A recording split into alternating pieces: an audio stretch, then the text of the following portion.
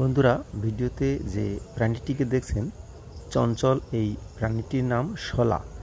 এটি আসলে কাঠবিড়ালি গোত্রেরই একটি প্রাণী এবং এদের চলাফেরা এবং বাসা তৈরি, খাদ্যাভ্যাস বা বাচ্চা তৈরি অনেকটাই কাঠবিড়ালির সাথে মিল থাকলেও খাদ্যাভ্যাসে রয়েছে বেশ কিছু পার্থক্য, যে পার্থক্যের কারণে মানুষও এদের পরে অনেক বিরক্ত হয়ে যায়।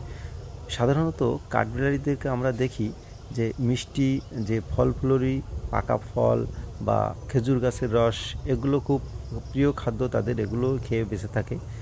পক্ষান্তরে এই যে প্রাণীটি দেখছেন শলা, এরা খায় না এমন কিছু নেই। গাছের তিতো ফল থেকে শুরু করে সুমিষ্ট ফল এবং গাছের কচি পাতা থেকে শুরু করে গাছের কচি ডাল সব কিছুই এদের খাদ্য তালিকায় থাকে এবং এরা যে কোনো ফল খেয়ে সাবার করে দিতে পারে। বিশেষ করে নারকেল, পেয়ারা, আম, কাঁঠাল এই ধরনের ফল এদের প্রিয় খাদ্য এবং এরা প্রচুর পরিমাণে এইসব ফল খেয়ে থাকে।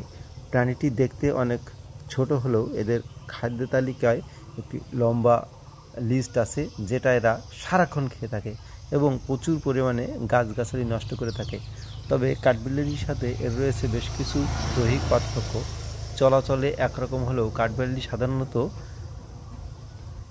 মাথা থেকে বডির শেষ অংশ পর্যন্ত 3টা সাদা দাগ থাকে এবং অন্য অংশ প্রায় কালো, কিন্তু শলার গায়ের রং অনেকটা শিয়ালের মতো অর্থাৎ বাদামি কালারের। কাঠবিড়ালি অত্যন্ত চঞ্চল, তার থেকে চঞ্চল এই শলারা।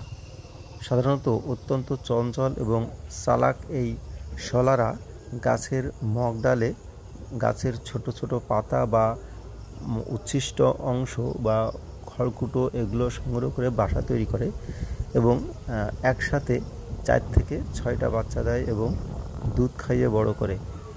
শলারা সাধারণত বর্ষার শেষের দিকে এসে বাচ্চা উৎপাদন করে। পক্ষান্তরে কাঠবিড়ালিরাও অপেক্ষাকৃত ঠান্ডা প্রাণী হলেও এদের বাচ্চা উৎপাদন কৌশল বা ঘর তৈরি বা বাসা তৈরি অনেকটা একই ধরনের হয়।